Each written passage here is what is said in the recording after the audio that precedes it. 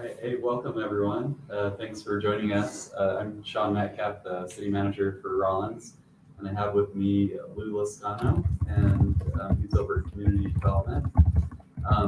So behind the scenes, some of you have watched this before. Basically, it's a time where if you have questions for Lou, towards the very end, we'll have an opportunity where you can ask some questions. And we have set this behind the scenes up basically to be able to share with you the things that Lou does and different visitors and let you learn about those departments. And if you have anything you really would like to dig in and understand about what we do, this is all about just being transparent and open with the community. So we're excited to do this. I'm excited to have Lou here today. So I'm going to jump into the first question, which is a pretty easy one. Is just Lou, can you tell us a little bit about yourself, background, and kind of how that's led you to be in community development? Hello, my name is Lou Lascano. I'm currently the Community Development Director. I was a building official from 2015 until roughly August of 21. Been interviewed for the position, and here I am. So can you tell us about your just community development, the structure, what different areas do you have? And I'm sure people might want to know what is community development and what do they do? Community development, currently under my division, I have the landfill, the recycle center, also facilities, mechanics, and here recently the CATS bus. I'm currently working on the Section 8 through the state and helping them folks out with their rental assistance for the low-income families. We also deal with Board of Adjustments, planning and zoning. So underneath our scope of community development, we cover quite a bit of the city's daily functions. So many or some of you might know that the city has a strategic plan, and it's got a few different sections in it. We have employees, beautification, infrastructure, community trust and engagement, and community and economic development.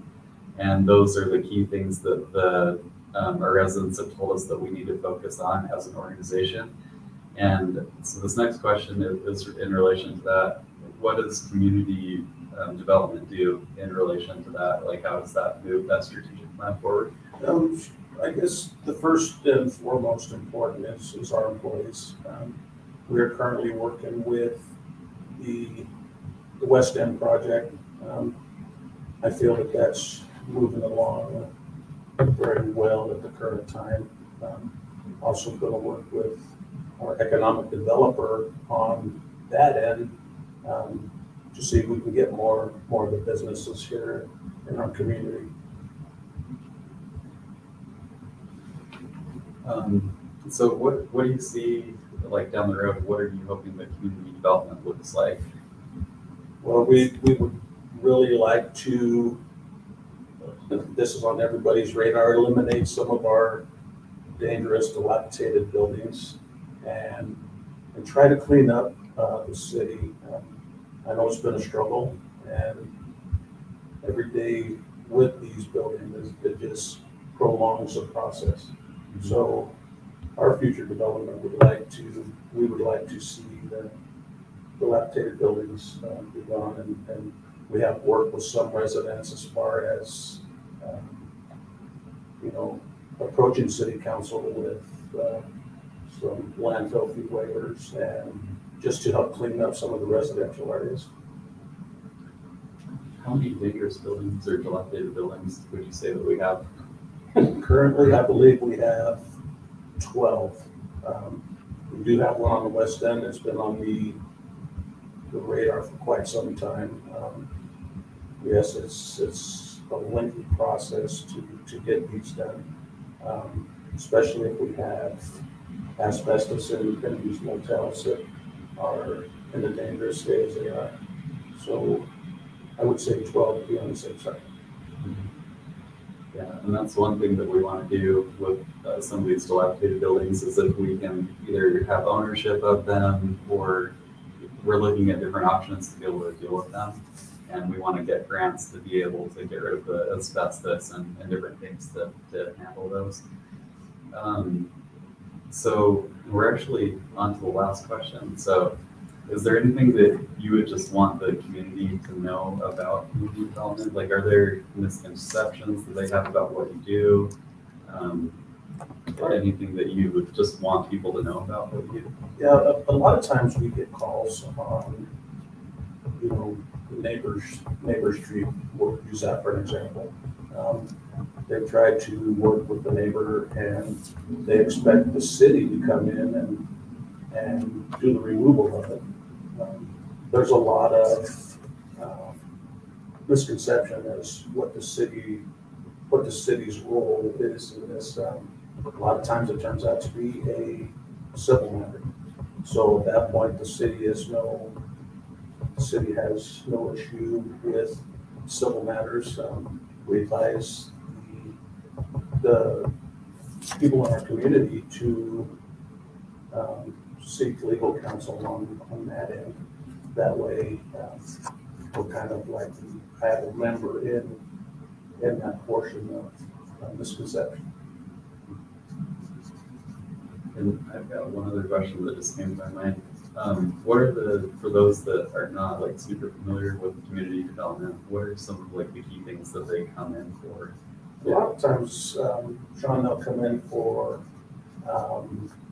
zoning issues. We also take care of the Board of Adjustments. We take care of the planning and zoning. We look at setbacks. It's a full scope of work in that area of community development. You can spend hours in here talking about it, but I know we're limited on time. But like I said, a lot of the zoning and Board of Adjustments. We also deal with issuing contractors, licensing, schedule inspections for the fire department through our office. So there's quite a bit under our umbrella of community development. Mm-hmm. Cool. Well, I think that's all that we have there. You have a couple questions for Lou or Lou. read them out loud and then. Okay.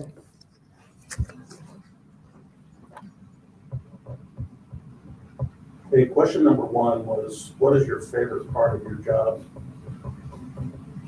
Every day is challenging. I'm up for the challenge. We try to help as many people as we can come through the door. So I would say that helping people and the challenges that come forward every day, every moment, are really what we look forward to doing with everybody.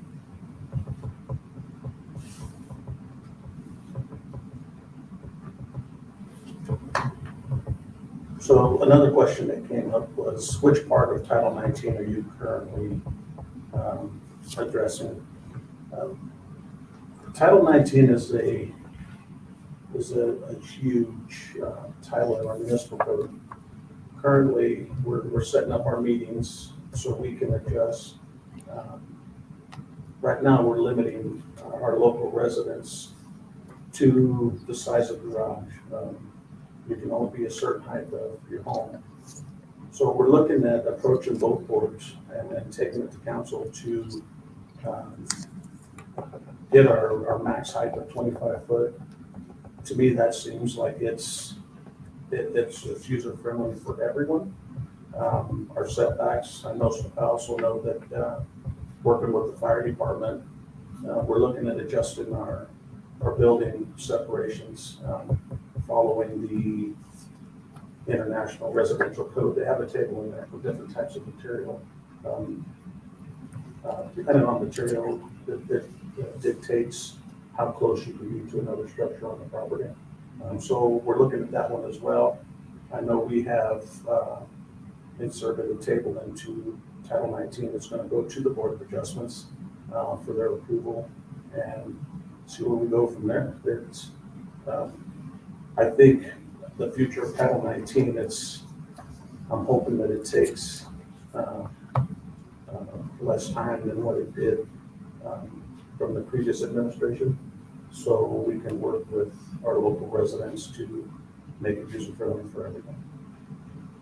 I've been surprised, like how many, it seems like people that come to Board of Adjustments for a garage or those, like how often that actually comes up where someone wants to build a garage. So it's a pretty big deal to get that fixed for people. It is. People can actually do what they would like to do in their property. Right. And our previous code, when we were sent it for Title 19, it allowed you to be 125% of your home footprint. And now when you cut that down to 75, I believe it is, that's where, you know, you have enough garage area to put a small vehicle in, and you know, we're the outdoors country here, so the bigger the garage, the more stuff you can fit in it, and we just want to be user friendly for the community.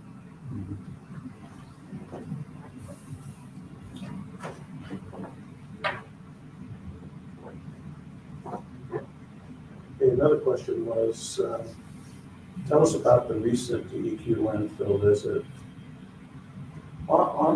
We had a surprise visit from DEQ. It was just a stop in to check our operations. After the gentleman did his round, we got a report card, basically is what it was, and they found everything to be in compliance with their regulations. So that was a huge draw on our hat to accomplish that. And that's something that I think our landfill crew really needs to be a pat on the back for every one of them, because without them, we wouldn't be able to get these passing DEQ inspections. Yeah.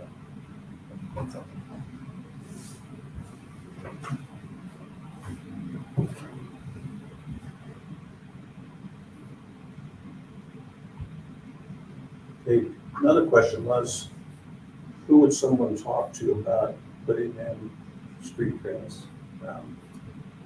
Currently, we're working on flat work ordinance. We took it to the Board of Adjustments at our last meeting on Wednesday, and there was a few other things that they wanted to address on that.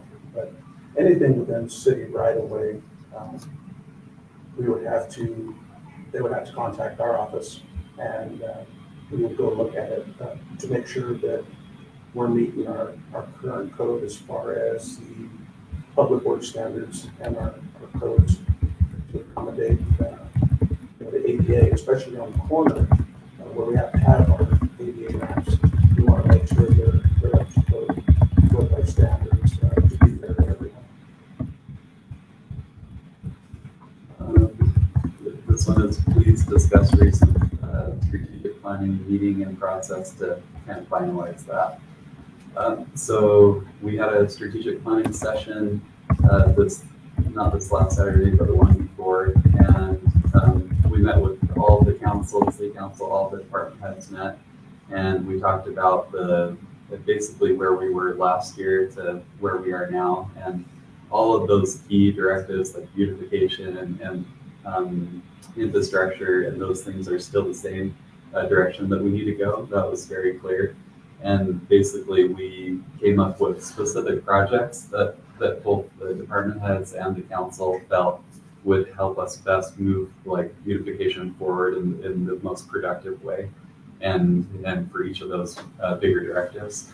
And so now that we have the council's feedback, we'll go back to our staff members and try and get feedback from everyone, all of our employees, and make sure that we didn't miss something that should be included in that prioritization. And then when we do that, we'll go back to city council and then have them take a look at the prioritization that we have and see if it aligns with, for sure, just exactly how they'd like to see it. So big picture, that's kind of where we're at with it. And as we get that prioritization, we will find out the costs to do different projects, and then we can build that into the budget, which we're already starting into the budget session right now. of just getting all that information together, so that will work right into it. A couple more. Okay. Okay. How's the water project going? They, as you can imagine, with trying to put some lines up in the Springs area, there's a lot of snow up there. I do feel that we have been somewhat fortunate with how much snow that we have this year, but it's really difficult trying to clear that out and make a path to be able to put our main water line in there. They are making progress. It's just slow progress. We hope to be able to have everything done come springtime when the need is going to come back up for our residents. We also have been working on some of the what people have been calling as the duck ponds, where we've had such big leaks on our still line, and they're tackling a really big one right now. They were just waiting for some parts to come in, but they're hopefully going to get that one online again pretty soon here. I know that a lot of you have noticed that the water quality is different. I just want to mention that again, that as we're working on the Springs, that water is not coming into, it's not the water that we're all using, and so the quality is a little different, but that will get back to normal eventually. Okay. Where can I pick up a copy of the City View if I didn't get it in the mail or want another? So we have a lot of copies here at City Hall. If you want to come grab one of those, we have, oh, here we go. So hopefully this made it to everyone, but if you don't have one and you'd like to get one, come drop by City Hall and grab one. And this just goes through, it's got a recreation activity guide as well as a ton of other things just about the city and what we're doing. So feel free to come grab that. Rec Center. Oh, and also it's at the Rec Center. Any other questions? All right. Well, thanks everyone for joining in. We appreciate your time and hope everyone has a good rest of your day. Thank you.